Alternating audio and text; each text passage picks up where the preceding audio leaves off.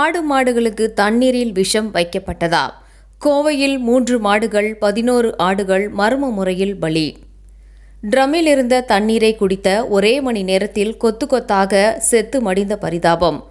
விலங்குகள் வதைத்தடுப்பு அதிகாரி நேரில் ஆய்வு.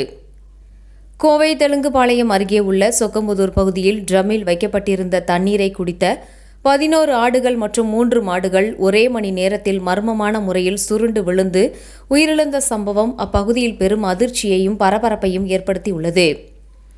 கோவை தெலுங்குபாளையம் அருகே உள்ள சொக்கம்புதூர் மாசாணி அம்மன் கோவில் பகுதியைச் சேர்ந்தவர் பிரபா ராமாவதி. இவர் அப்பகுதியில் சொந்தமாக ஆடு மாடுகளை வளர்த்து தனது வாழ்வாதாரத்தை நடத்தி வருகின்றார். இந்நிலையில் கடந்த 28ஆம் தேதி இவருக்கு சொந்தமான 3 மாடுகள் மற்றும் 11 ஆடுகள் அங்கிருந்த பிளாஸ்டிக் ட்ரம் ஒன்றில் வைக்கப்பட்டிருந்த தண்ணீரை குடித்துள்ளன. தண்ணீரை குடித்த சிறிது மணி நேரத்திலேயே விலங்குகள் அனைத்தும் அடுத்தடுத்து மர்மமான முறையில் சுருண்டு விழுந்து 1 மணி நேரத்திற்குள் பரிதாபமாக உயிரிழந்தன. இதை கண்டு அதிர்ச்சியடைந்த பிரபா ராமாவதி மற்றும் அப்பகுதி மக்கள் உடனடியாக காவல்துறையினருக்கும் விலங்குகள் நல அதிகாரிகளுக்கும் தகவல் தெரிவித்தனர். தகவல் அறிந்து கோவை மாவட்ட விலங்குகள் வதைத்தடுப்பு சங்க அதிகாரி பாலகிருஷ்ணன் சம்பவ இடத்திற்கு நேரில் சென்று ஆய்வு மேற்கொண்டார்.